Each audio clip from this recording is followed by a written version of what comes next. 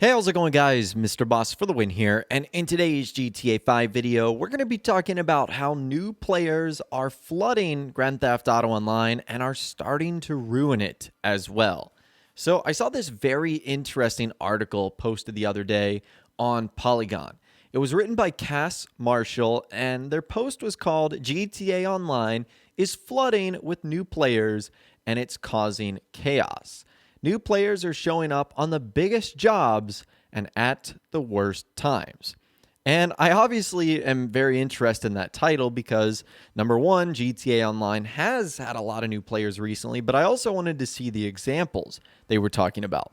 So I'll leave a link to the entire post in the description, but we're going to be going over what they have to say.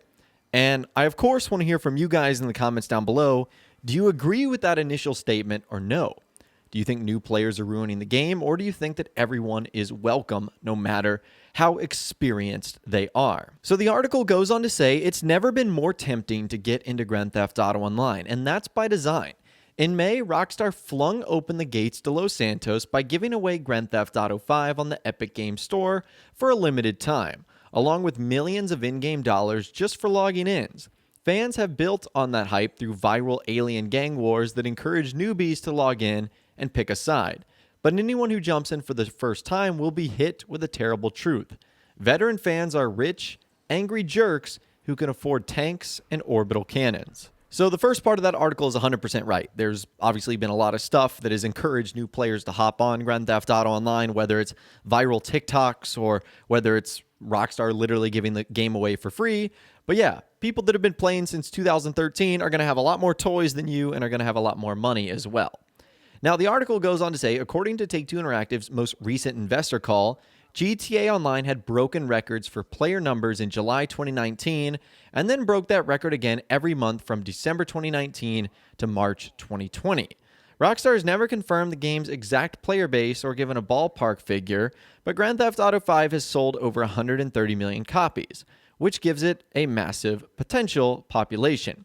In many ways, this is a boon. An online game continually needs fresh blood, lest the community wither away. But as I've recently learned from my time in the game, new players who don't know how anything works tend to cause problems in GTA Online.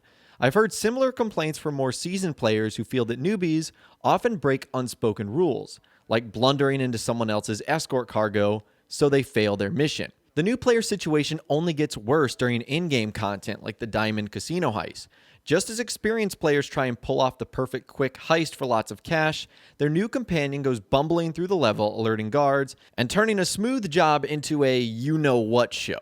So that's interesting. It looks like so far the problems that players are having with the newer players is they don't seem to either be very helpful on the missions that require you to work with others, or they will sort of break up people's cargo missions, sort of just bothering and pestering, players that might be minding their own business. This article calls it breaking an unspoken rule.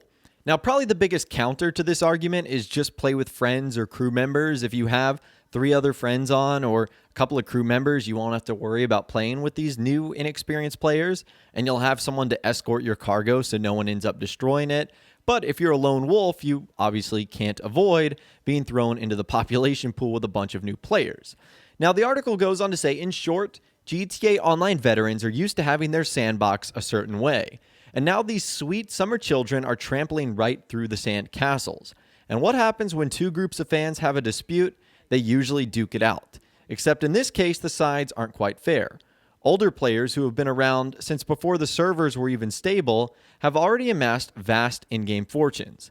They have accessed each new DLC as it arrives, unlocking powerful weapons that are capable of murdering even the most skilled and crafty criminal. The article goes on to say these aren't simple sniper rifles or armored vehicles.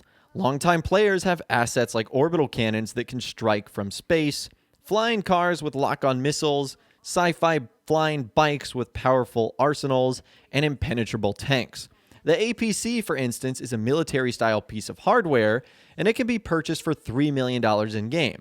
That's a hefty sum, and the prices only climb for more powerful models. Now, the article goes on to actually interview a couple of players, some new and some veteran.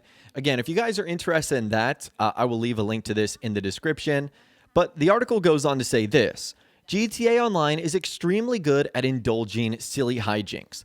I once spent an evening cackling with laughter and using a concentrated gravity gun to flip cars down the street at my buddy, who was playing a terrible game of Frogger. And it wasn't until after that I realized I had splattered a few low-level weakly armored innocent players just trying to visit the clothing shop. The article goes on to say some new players are floundering, sending out requests for people to join their heist lobby that rarely go answered. Who wants to play with someone who is clueless? Old players then occasionally wipe them off the face of the earth, either in response to a slight or just despite the new folk filtering into the game. GTA Online launched in 2013, but the game is still going through growing pains.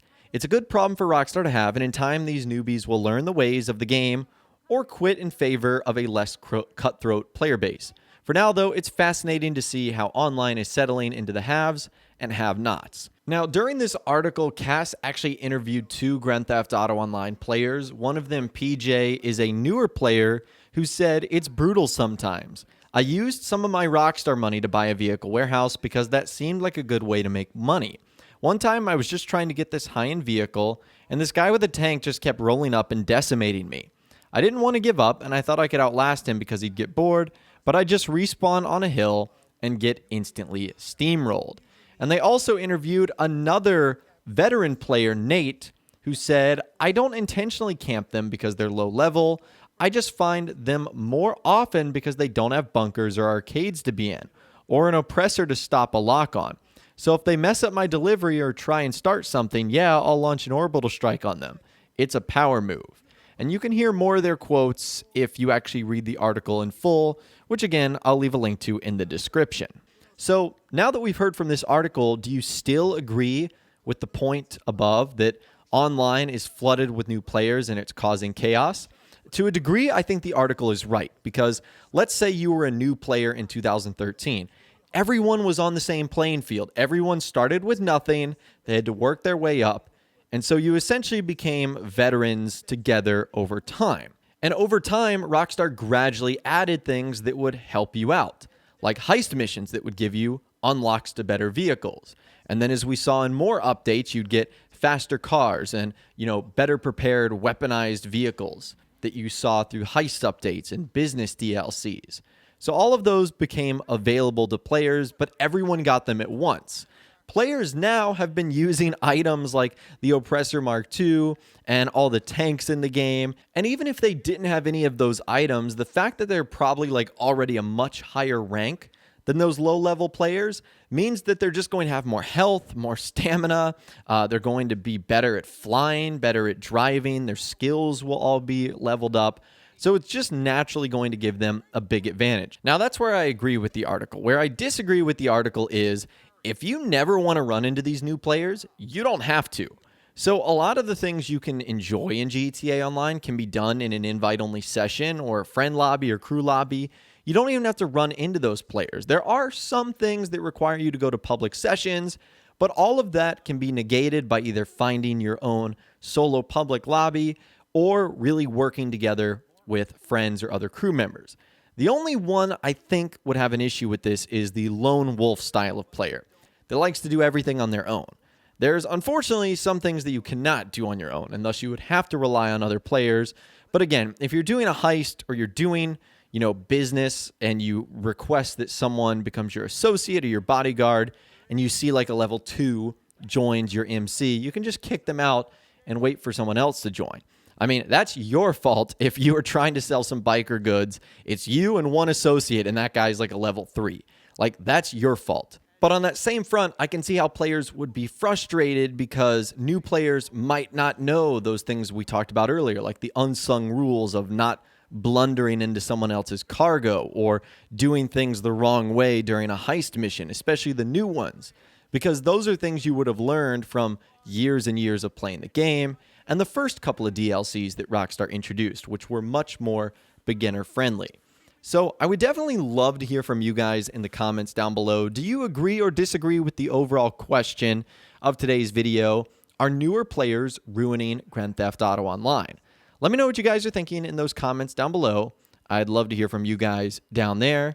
If you guys did go on to enjoy this video, though, a like rating would, of course, be awesome. And be sure to subscribe to my YouTube channel if you are new, or you want to stay up to date on all the latest GTA and Red Dead Redemption videos that I'm doing here on my channel. And be sure to ring that notification bell as well. Sometimes YouTube just doesn't work, and if you ring that bell, you'll always be guaranteed to be notified when new videos arrive. But of course, as always, guys, thank you all so much for watching.